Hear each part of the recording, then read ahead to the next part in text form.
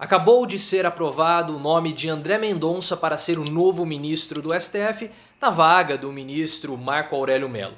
E é uma derrota para o nosso país porque André Mendonça não tem a mínima capacidade de ser o ministro do STF, ainda mais pela perseguição que ele promoveu na época ligado ao governo Bolsonaro com aquele relatório dos antifascistas para perseguir servidores que se colocavam ali como sendo servidores antifascistas. Mas vocês sabem que Bolsonaro ele tem um projeto de destruição da República e colocar André Mendonça como ministro do STF é mais um passo que ele dá. Agora, dos 11 ministros do STF, Bolsonaro já tem 2. O ministro Nunes Marques, o ministro Cássio Nunes Marques, e agora André Mendonça. E possivelmente Bolsonaro vai conseguir, a depender da movimentação da PEC da Bengala, indicar mais 2 ministros. Vocês já imaginaram Bolsonaro com 4 indicações como ministro para ministros do STF? É uma situação assim desoladora e esse é o grande problema do governo Bolsonaro e a destruição que ele acaba promovendo. Vamos comentar sobre esses assuntos no vídeo de hoje, mas antes, é claro, eu peço o seu like. O seu like ele é muito importante. Nesse momento o YouTube volta a apresentar aquelas instabilidades que vocês já sabem. Eles estão mudando os termos de uso da plataforma. Você deve ter sido notificado pelo e-mail. E toda vez que o YouTube começa essas modificações, os canais passam por momentos turbulentos. Então o seu like ajuda demais nesse momento a superar tais turbulências. Mas vamos falar do André Mendonça. Finalmente hoje André Mendonça foi votado para assumir o STF. Ele já havia sido indicado por Bolsonaro há um bom tempo, aí, aproximadamente 4 a 5 meses, mas Davi Alcolumbre, o antigo presidente do Senado, atual presidente da CCJ, estava relutante em não colocar a sabatina do André Mendonça. É claro que o Davi Alcolumbre não estava sozinho. Muito possivelmente o Rodrigo Pacheco, atual presidente do Senado, estava ali junto com o Davi Alcolumbre. Inclusive, alguns governistas até estavam junto disso também. Talvez até Flávio Bolsonaro, que no passado não queria que André Mendonça fosse o indicado por Bolsonaro, porque o Flávio tinha uma outra indicação. O nome do André Mendonça era o nome preferido da Michelle Bolsonaro, ou seja, da esposa do presidente. E Bolsonaro não trabalhou muito para a aprovação do André Mendonça, não. Não vamos pensar que Bolsonaro fez todo lá o rito do beijamão, porque ele não fez. Ele simplesmente lavou as mãos. Bolsonaro prometeu para o eleitorado evangélico que iria indicar um ministro terrivelmente evangélico, e assim o fez. Agora, se houvesse a reprovação do André Mendonça, a rejeição do nome dele, isso aí era coisa do Senado e não mais do Bolsonaro. E não houve ali uma grande articulação não para a aprovação do André Mendonça. O que ocorreu nos últimos dias foi uma grande comoção por parte da bancada evangélica para que o nome do André Mendonça fosse aceito. E ele foi aceito hoje, com 47 votos no plenário. O mínimo necessário eram 41 votos e ele conseguiu ser aprovado com 47. Mais cedo na CCJ, André Mendonça foi aprovado com 18 votos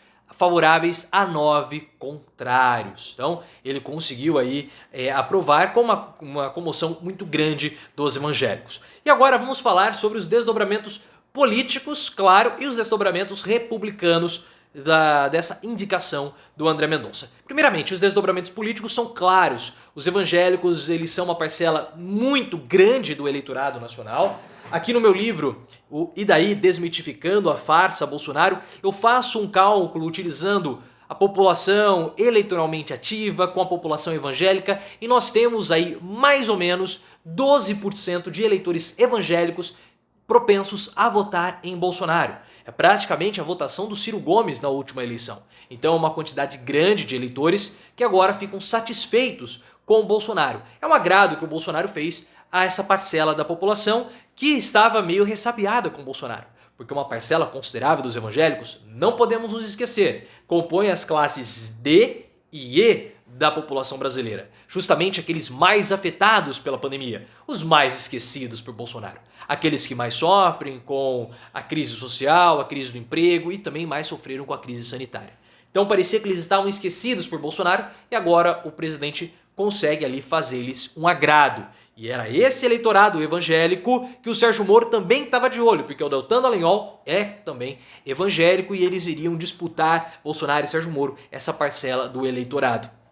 Então Bolsonaro consegue fazer aí um agrado grande a essa base de eleitores que tende a ser a principal força religiosa ou o principal contingente religioso no Brasil em 10 anos. Agora, para o nosso país, que é o que interessa, para a nossa república, a indicação do André Mendonça ela é péssima, pessoal. É mais um incitatus que ocupa o cargo de ministro do STF. E vocês sabem, não sei se todos sabem, né, os mais antigos aqui do canal, sabem que incitatus era o cavalo do Calígula. O Calígula, imperador romano, ele adorava esse cavalo, ele chegava a dormir com o cavalo no estábulo, no seu quarto, e todo mundo que acordasse o cavalo, aquele que acordasse o cavalo na véspera da competição, era condenado à morte. E o Calígula, para afrontar os senadores de Roma, ele decretou que o cavalo dele, o incitatus, fosse ser senador romano. E por que ele fez isso? Para provar que qualquer animal poderia ocupar aqueles cargos, ou seja, não havia mérito algum. E Bolsonaro faz isso. Primeiro indicou e conseguiu aprovar o Nunes Marques e agora o André Mendonça.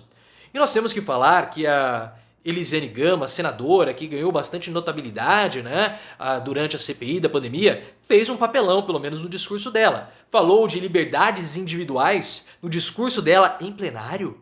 Liberdades individuais. Com o André Mendonça, aquele que botava a Lei de Segurança Nacional nas costas dos jornalistas que criticavam Bolsonaro, aquele que fez o relatório antifascista, isso é ter liberdade individual? Senadora, pegue óleo de peroba e passe no seu rosto. Porque a senhora foi uma tremenda cara de pau nessa declaração. E eu até gosto de certos, como posso dizer, certas encenações de cara de pausice de políticos, mas essa foi demais. Foi na cara lavada. Houve perseguição individual? Sim, por parte do André Mendonça, com o relatório antifascista e com a Lei de Segurança Nacional. E agora essa figura está no STF e nós vamos ter que aguentá-lo por muito e muito tempo, porque ele é alguém muito jovem. E é mais um processo que Bolsonaro faz de colocar pessoas desqualificadas em cargos importantes da República. Agora, nem tudo são flores para o Bolsonaro, obviamente, porque com a vitória do André Mendonça, como que fica Augusto Aras? Augusto Aras era um nome preferencial ali do Centrão. Não vamos nos esquecer disso. Aliás, havia nos bastidores um burburinho que o Davi Alcolumbre queria, na verdade, e havia prometido ao Augusto Aras essa vaga do André Mendonça para ele, Augusto Aras. Só que também tinha uma certa resistência por parte dos senadores de votarem e colocarem o Augusto Aras como ministro do STF, porque no lugar do Augusto Aras na PGR, quem iria entrar era a procuradora Lindora. E essa mulher ela tem muitas questões polêmicas e ela não é muito tolerada pela classe política. Então, entre ter a Lindora como PGR, como coordenador da PGR, né, o chefe da PGR, e o André Mendonça como ministro do STF, era melhor colocar o André Mendonça como ministro e foi assim que aconteceu. Vamos ver como Augusto Aras vai reagir a toda essa situação, porque Augusto Aras, como Procurador-Geral da República, ele está com o relatório da CPI nas mãos. E o relatório da CPI, ele é uma bomba. E vocês sabem bem que a estratégia adotada pelo Renan Calheiros foi uma estratégia muito inteligente. Ele não atacou diretamente o Bolsonaro pela PGR. Ele espraiou as linhas de investigação. E nós temos hoje declaração da Prevent Senior, que tem uma investigação aberta numa CPI em São Paulo, uma declaração hoje da Prevent Senior falando que ela mentiu sobre a eficácia dos medicamentos que ela indicava para os pacientes. Ou seja, tudo aquilo era balela, tudo aquilo era mentira. E qual é a ligação da Prevent Senior com a CPI da pandemia e também com o governo Bolsonaro? Ora, a Prevent Senior abastecia o gabinete paralelo com informações falsas de pesquisas mentirosas que eram supostamente feitas nos seus laboratórios. E justamente os integrantes do gabinete paralelo, eles passavam informações para Bolsonaro para que Bolsonaro tomasse ali as suas decisões, as suas políticas públicas, que culminou ali com a imunidade de rebanho e com mais de 600 mil mortos. E essas investigações estão avançando. Se essas investigações avançarem, fica difícil para o Augusto Aras proteger Bolsonaro. E agora que Aras já não tem mais tantas pretensões assim ao STF, ou as chances do Augusto Aras as expectativas começam a reduzir, porque Augusto Aras iria blindar Bolsonaro.